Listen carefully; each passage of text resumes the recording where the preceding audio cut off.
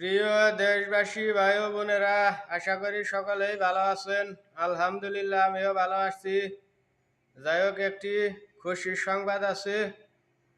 আমি নিউজে দেখলাম 28শে নভেম্বর ডক্টর জাকির নায়েক বাংলাদেশে আসবে। প্রিয় দেশবাসী ভাই ও বোনেরা, ইসলাম প্রিয় ভাই বোনেরা, আপনারা যদি সময় পান বা কাছাকাছি থাকেন, ঢাকার ভিতরে তো আসবো, যারা ঢাকাবাসী আছেন তারা তার আলোচনার সাথে যোগদান করেন, আলোচনা শুনেন, হেদায়েতের পথে আসেন, ভালো হয়ে যান। ডক্টর জাকির নায়েক বিশিষ্ট স্কলারশিপ, খুব জ্ঞানী লোক, ইসলাম নিয়ে গবেষণা করে।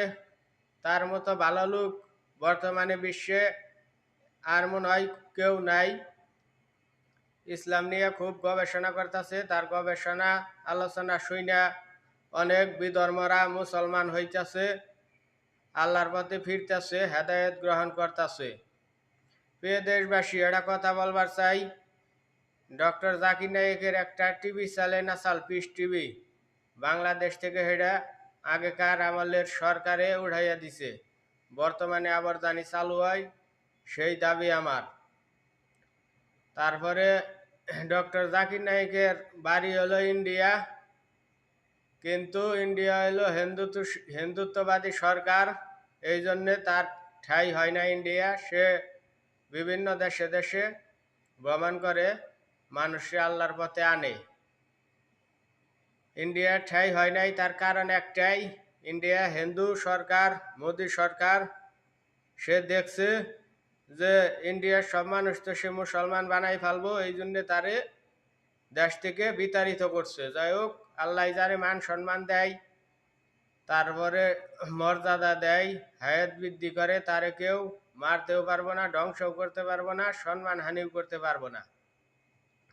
সে খুব ভালো লোক। ডক্টর জাকির নায়েকরে সবাই সাপোর্ট করেন, তার বক্তব্য শুনে দিনের পথে ফিরে আসেন।